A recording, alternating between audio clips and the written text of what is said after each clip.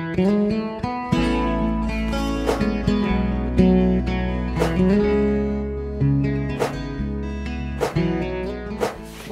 Nanci Grant-Charlton, and this is my foreclosure story. We moved out here from New York about 6.5 years ago, and we bought this property 5.5 years ago. We got it for a very, very good price. I'm an interior designer, so I wanted to renovate it, which I did. Because we had moved from New York, we didn't know anybody, and we made a friend out here. He had dealt with this private lender before who had his own bank, touting him to be, miraculous. It was not a subprime mortgage, but there were questionable things along the way. And my husband is an actor, so he was very leery of going to a regular bank because his income is sort of like that. We went to this guy, and the company was called First City Finance. He gave us a loan. In fact, what happened was he sold it to Washington Mutual. And he sold it as, I think it was a second when it was actually a first. Then we were going to do a refi through him, and the points that he was asking for was outrageous. And I told my husband there was absolutely no way we were going to do that because the loans were in my name. Okay, so here's what happened. He recommended a contractor. The contractor was a licensed contractor who had done a lot of commercial real estate and was looking to break into residential real estate. It turns out, many years later, the contractor was in collusion with the lender, and they defrauded us for almost $1 million. What happened was, even from early on, I would tell you that something was not sitting right with me. My husband did not concur with me about this. I would say I grew up in New York City. He grew up on Army bases. I think pretty much people who are in the military have the same ethical set of values, more or less. So he was very naive about this, but even from demo, things didn't seem right to me. The contractor seemed reputable, but after 2 years and after incredible delays, and I mean incredible delays, it took us 4 months to get windows, and then they came in wrong. Now, as an interior designer, I know that even custom windows don't take longer than 6 weeks. We couldn't get him on the phone. The guy who was originally supposed to be the project supervisor suddenly disappeared. There was a cabinet maker who was supposed to do our kitchen stuff. He suddenly disappeared, absconded with $5,000, gone. Nothing was really going right. And ultimately, what happened was the contractor abandoned the job after 2 years. After 2 years, when he abandoned the job, we weren't even at drywall. And our lawyer, because we, at that point, and we were obligated to basically mediate. And we did that, and they walked out of the mediation after 2 sessions of mediation.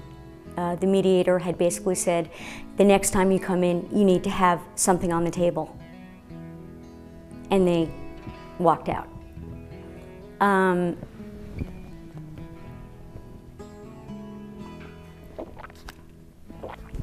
After that, we decided to sue because it seemed very clear to me, and my husband was sort of now finally starting to get it, that there was no way that they were going to offer us anything.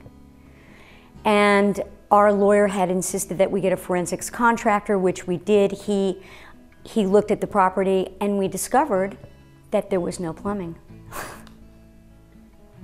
There were no stub outs underneath the floor. There were a few, they were all in the wrong spots. Now that's rather curious to me because how did we pass a plumbing inspection? Pretty questionable.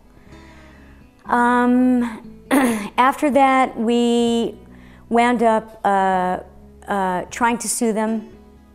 The lender wound up blowing us off for deposition 4 times. We did a motion to compel. That was on a Thursday that he was supposed to show up. He didn't. He was supposed to show up on a Tuesday, and Sunday he dropped dead. can't make this stuff up, right?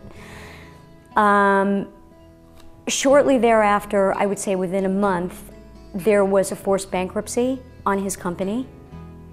We also discovered at that point that his wife, who had been working in the company, had signed $200,000 worth of checks on our behalf, unauthorized.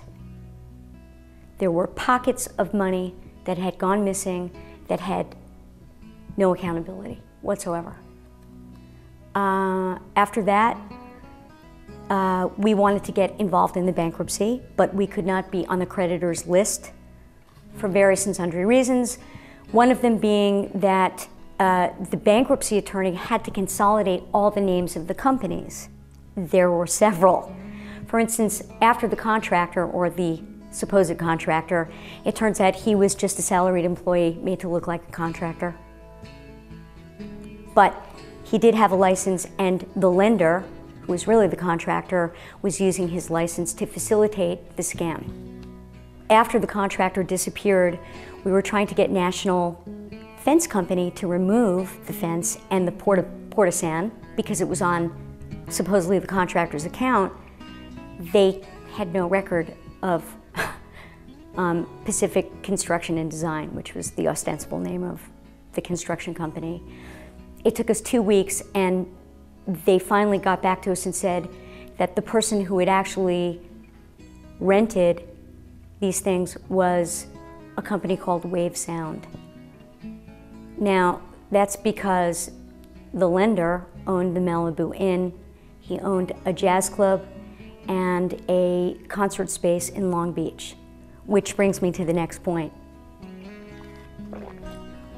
For the entire timeline that they were supposedly building our house, the contractor, or the, again, ostensible contractor, was building this jazz club, this concert space, a $38 million estate for the lender, a business building in Calabasas, and he had bought a property in Santa Monica that he was going to use as a rental property, so they were renovating it. This is all on our timeline. So when we didn't get our windows after 4 months, and I said to the contractor, "You are going to expedite it again, right? Because we're going to get them soon, right?" It was another 4 months. So 8 months altogether, we had absolutely no windows. And the reason is because part of the scam was they were floating our money to use it for the lender's projects. So it made sense for them to jerk us around and to have absolutely no one on our site. Literally, there was no one on our site for 4 months. Not a single solitary subcontractor. And they were doing that. We were, of course, paying the mortgage, all on our dime, and they were floating our money so that he could use it and build all these things for himself. So fast forward to the guy drops dead, there's this forced bankruptcy, and now we're trying to get on the creditors list, but we have to try to get a hold of the wife, who was his partner. We're trying to name her in the suit, but she's living on a property with a guard, so we can't serve her. So ultimately we have to serve her publicly, which you have to do in a newspaper. Finally, we've done that. We're now on the creditors list. But of course, the executive decision we had to make was to either go after these people or to pay our mortgage. We felt very strongly that we had to try to bring these people to justice. And so we got behind on our mortgage payments. That being said, when the supposed contractor abandoned the job after 2 years, and we weren't at drywall and we had no plumbing, we had to get another contractor and essentially rebuild the house. What we were left with was essentially 3 mortgages. One from Countrywide, because ultimately our loan was sold to Washington Mutual and then Countrywide. We had to get a second mortgage out through National City, and my husband's parents had to lend us $300,000. We were told that Countrywide was going to foreclose I think 4 or 5 times. It literally came down to the wire of the day before the foreclosure date. National City continues to call me 10 to 14 times a day, at home, on my cell. Countrywide, interestingly enough, when we were trying to negotiate with them, they would not speak to us. Not for 10 months and then a year. Finally, we heard from a human being, not just a cog who was, calling, troll calling. And that was after I was working on the Obama campaign, and I met somebody who had directed me to Congressman Henry Waxman, and I wrote a letter to him explaining the situation. I then CC'd that letter and sent that letter to Ken Lewis from Countrywide. Within 24 hours, somebody called us. That was the first time in a year.